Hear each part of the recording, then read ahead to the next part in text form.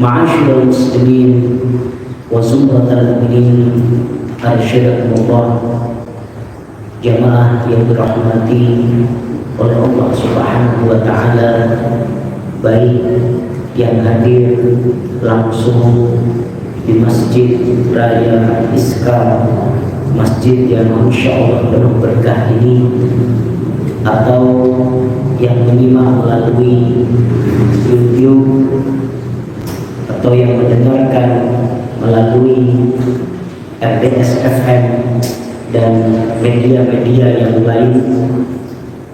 Pertama dan yang paling utama, marilah senantiasa kita tingkatkan rasa syukur kita kepada Allah Subhanahu wa ta'ala. Kita kuatkan wahyu kita, kesadaran kita akan betapa besar kenikmatan dari Allah Subhanahu wa ta'ala yang telah kita rasakan, yang telah kita terima. Lebih-lebih adalah kenikmatan iman, Islam, dan kenikmatan pada saat ini kita bisa hadir di majelis ilmu, majelis Quran, majelis yang insya Allah hafadhul malaikah dinaungi oleh sayap-sayap malaikat, wa ghasyiyat alaihimur rahmah turun pada majelis kita ini, rahmat dari Allah Subhanahu wa ta'ala. Wa dzakarallahu fi man indah, bagaimana Allah Subhanahu wa ta'ala membanggakan apa yang kita lakukan ini di hadapan para malaikatnya. Lebih-lebih keutamaan yang begitu besar ketika yang kita pelajari, yang kita kaji adalah kalam Allah, perkataan Allah Subhanahu wa ta'ala. Kitab yang Allah menegaskan la raiba fihi, tidak ada keraguan di dalamnya. Ketika kita membaca kitab-kitab yang lain, bacaan-bacaan yang lain, itu sedikit banyak pasti ada keraguan di dalamnya, karena yang lain itu adalah perkataan manusia, ditulis oleh makhluk. Tetapi kalau Al-Quranul Karim ini adalah kitab yang la raiba fihi, tidak ada keraguan di dalamnya, kebenarannya absolut, kebenarannya qat'i, pasti. Maka sudah selayaknya lah kita menjadikan Al-Quran ini sebagai huda. Maka Allah Subhanahu wa ta'ala setelah menegaskan bahwasanya Al-Quran adalah kitab yang la raiba fihi, tidak ada keraguan di dalamnya, Allah melanjutkan firman-Nya dengan hudan lil muttaqin, petunjuk bagi orang-orang yang bertakwa. Maka orang-orang yang menjadikan kitab yang tidak ada keraguan di dalamnya sebagai petunjuk, orang-orang yang menjadikan kitab yang absolut kebenarannya sebagai pedoman hidup, tidak akan tersesat selamanya. Inilah kewakilan asyadullah, dan tidak mungkin kita bisa menjadikan Al-Quran itu sebagai huda, sebagai petunjuk, sebagai pedoman hidup kalau kita tidak paham isinya.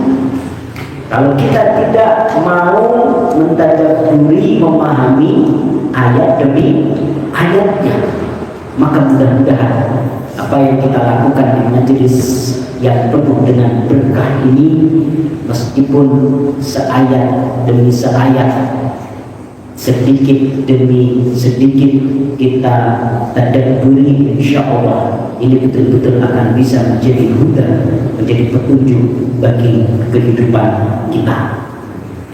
Salawat dan salam junjungannya kita haturkan kepada junjungan kita Nabi Muhammad sallallahu alaihi wasallam, qudwah kita, uswah kita, tauladan kita semua yang kita nantikan syafaatnya, yang Rasulullah sallallahu alaihi wasallam bagian dari cinta beliau kepada kita, di mana beliau adalah seorang Rasul yang Al-Quran mendeskripsikan sifat beliau diantaranya sebagai azizun alaihi ma'anittum, sangat berat bagi Rasulullah sallallahu alaihi wasallam, sangat menyedihkan bagi Rasulullah sallallahu alaihi wasallam ketika kita umatnya tertimpa kesulitan, tertimpa kesusahan, apalagi jika kesulitan dan kesusahan itu adalah kesulitan dan kesusahan nanti di akhirat. Maka bagian dari cinta Rasulullah SAW kepada kita, bagian dari kekhawatiran Rasulullah SAW akan keselamatan kita nanti di akhirat, Rasulullah memberi pesan kepada kita, iqra'ul Qur'an fa innahu ya'ti yaumal qiyamati syafi'an li ashabi. Bacalah Al-Quran, karena Al-Quran itu kelak akan memberikan syafaat, akan memberikan pertolongan kepada orang-orang yang senantiasa dekat dengannya, membacanya siang dan malam, menghafalnya pagi dan sore, mentadabburinya, memahaminya, dan berusaha mengamalkannya dan mengajarkannya kepada orang lain. Ma'asyiral muslimin wa zumratal mu'minin arsyadakumullah, bagian dari at-tarbiyah bil ahdath. Saat ini kita berada di bulan Rajab, khususnya pada hari ini umat Islam memperingati sebuah peristiwa sejarah yang luar biasa, yaitu peristiwa Isra Mi'raj. Peristiwa yang tentu memperingati peristiwa ini harusnya menjadi peringatan bagi kita akan beberapa hal. Tentu kita sebagai seorang muslim yang berilmu, di sisi lain juga mempunyai hikmah. Jangan sampai kita terjebak pada dua kutub ekstrim dari umat Islam. Di satu sisi ada yang terjebak pada rutinitas, ritualitas, menyelenggarakan peringatan-peringatan tentang Isra Mi'raj dengan hal-hal yang menyelisihi apa yang disunnahkan oleh Rasulullah SAW, meyakini akan keutamaan-keutamaannya, meyakini akan keistimewaan-keistimewaan atau fadilah-fadilahnya, bahkan kemudian terjebak pada peringatan-peringatan yang mengandung dosa. Tetapi di sisi lain ada yang begitu kering, menganggapnya sebagai sebuah bid'ah, kemudian sama sekali tidak mau mengambil ibrah, mengambil pelajaran darinya. Ini juga suatu hal yang tidak pas. Maka sebagai seorang mukmin yang baik, sebagai seorang muslim yang baik, satu sisi kita jangan sampai terjebak pada ritualitas yang tanpa makna.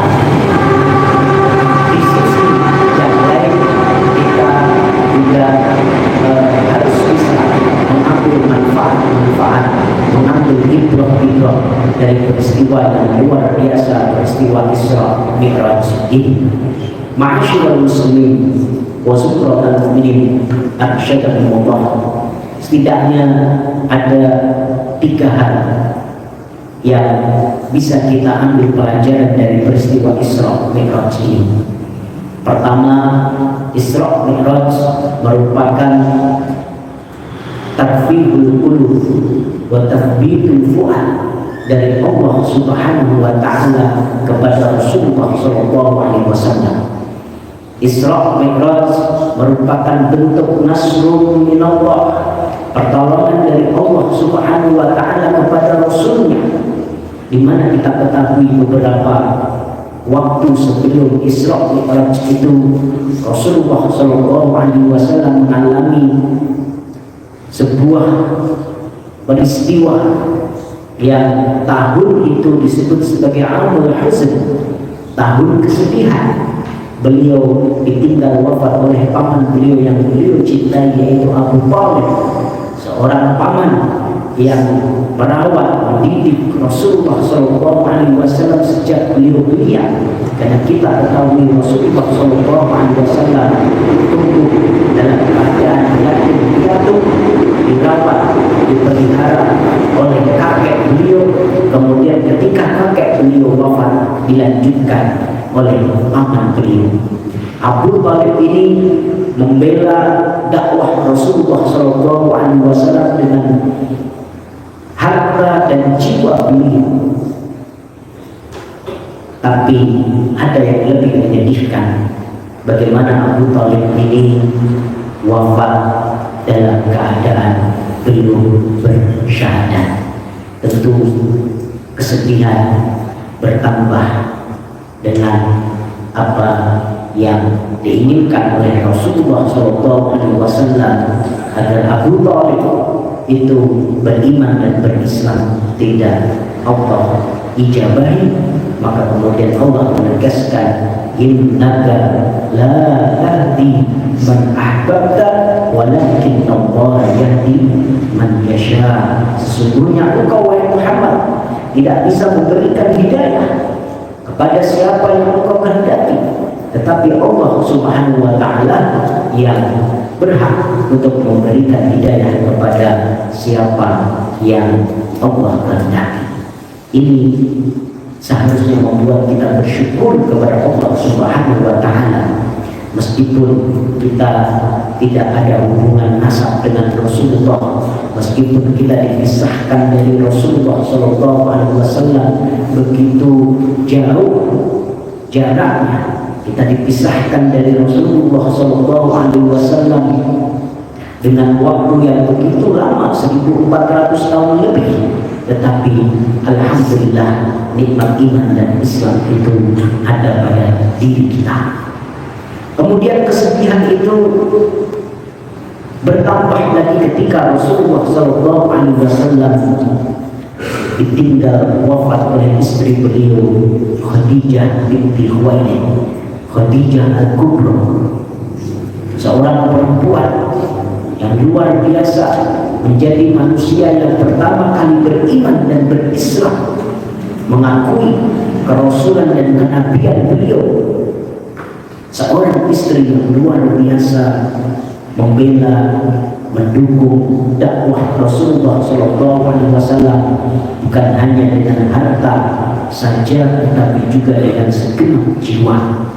Seorang istri yang paling dicintai oleh Rasulullah, hingga kemudian ketika Khadijah sudah wafat, Rasulullah SAW masih terus menyebut nama beliau di depan istri-istri yang lain, hingga membuat diantaranya Bunda Aisyah radhiyallahu anha cemburu di luarnya.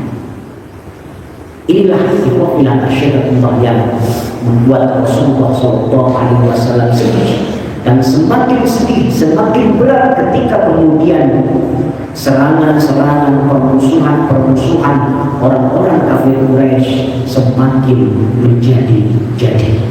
Maka untuk menguatkan hati Rasulnya, untuk menghibur Rasulullah SAW, Rasulullah SAW diisrakan oleh Allah Subhanahu wa taala dari Masjidil Haram ke Masjidil Aqsa, kemudian dimi'rajkan dari Masjidil Aqsa ke Sidratul Muntaha di langit yang ketujuh. Ini memberikan pelajaran kepada kita bahwa Allah Subhanahu wa Ta'ala tidak akan membiarkan hambanya sendirian, tidak akan membiarkan hambanya sedih. Allah Subhanahu wa Ta'ala akan memberikan pertolongannya, akan menguatkan hati hamba-hambanya yang istiqomah dalam kebenaran. Kemudian pelajaran yang lain jamaah sekalian yang dirahmati oleh Allah Subhanahu wa Ta'ala, bahwasanya hiburan yang sejati bagi seorang mukmin itu adalah hiburan rohani. Allah dalam menghibur nabinya tidak mengirimkan harta. Allah dalam menghibur nabinya tidak mengirimkan wanita. Allah dalam menghibur nabinya tidak memberikan kenikmatan-kenikmatan duniawi yang lain, tetapi Allah dalam menghibur nabinya memberikan hiburan rohani, yaitu dengan Isra Mi'raj. Pelajaran dari kita, sekali lagi, hiburan yang sejati adalah hiburan rohani. Saat kita mengalami kesedihan, saat kita mengalami kedukaan, maka jangan lari kemana-mana, jangan pergi kemana-mana, kecuali al-ruju' ilallah, ar-ruju' ilallah, kembali kepada Allah Subhanahu wa Ta'ala dengan ibadah kita, karena itu pada hakikatnya adalah hiburan yang melegakan. Kemudian ma'asyiral muslimin, pelajaran yang lain, ibrah yang lain dari peristiwa Isra Mi'raj ini adalah at-tadhkir bi ahammiyatis shalah. Peringatan bagi kita tentang pentingnya sholat. Maka memperingati Isra Mi'raj adalah memperingatkan diri kita tentang urgensi sholat 5 waktu, sebuah kewajiban yang Allah wajibkan dengan cara yang istimewa. Ketika Allah mewajibkan zakat, kira-kira posisi Rasulullah di mana, Pak?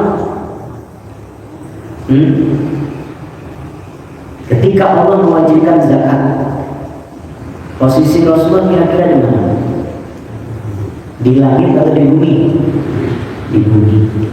Ketika Allah mewajibkan puasa Ramadan, Rasulullah menerima kewajiban itu posisi di langit atau di bumi? Di bumi.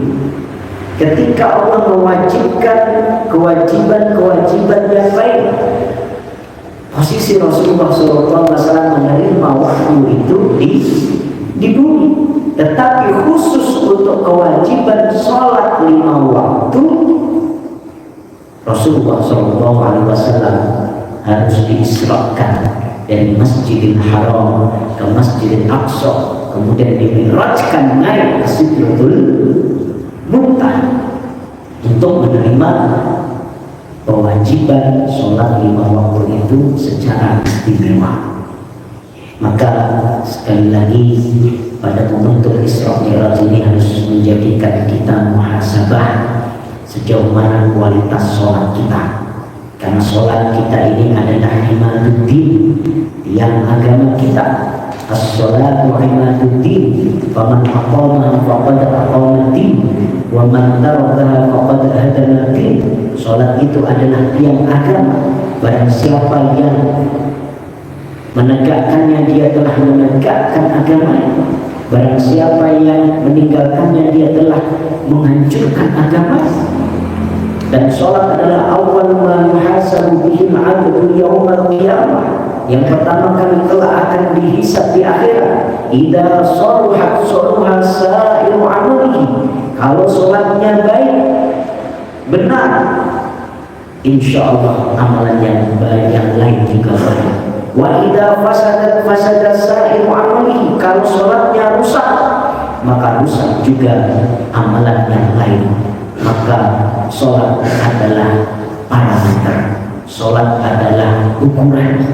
Dan bagi kita yang ingin memperbaiki hidup kita atau merasa hidup kita kok semrawut, hidup kita kok banyak masalah, hidup kita kok kacau balau, yang perlu untuk kita perbaiki pertama kali, yang perlu untuk kita evaluasi pertama kali sebelum yang lain adalah sholat kita. Karena idza sholuhat sholuhat sa'iru amali, wa idza fasadat fasada sa'iru amali. Sekali lagi, sholat adalah parameter. Maka pada momentum Isra Mi'raj hari ini, marilah kita melihat sholat kita masing-masing. Apakah sudah kita laksanakan sesuai dengan sunnah Rasulullah SAW?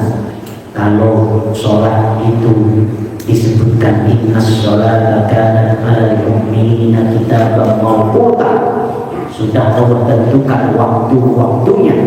Apakah sholat kita selama ini sudah online, sudah sesuai dengan waktunya atau belum? Kalau Allah Subhanahu wa ta'ala menegaskan aqimis sholata lidzikri, tegakkanlah sholat untuk mengingatku, apakah ketika takbir kita sudah betul-betul mengagungkan nama Allah, ketika ruku membaca subhana rabbiyal a'la subhana rabbiyal azim, kita telah betul-betul tunduk kepada keagungan Allah Subhanahu wa ta'ala.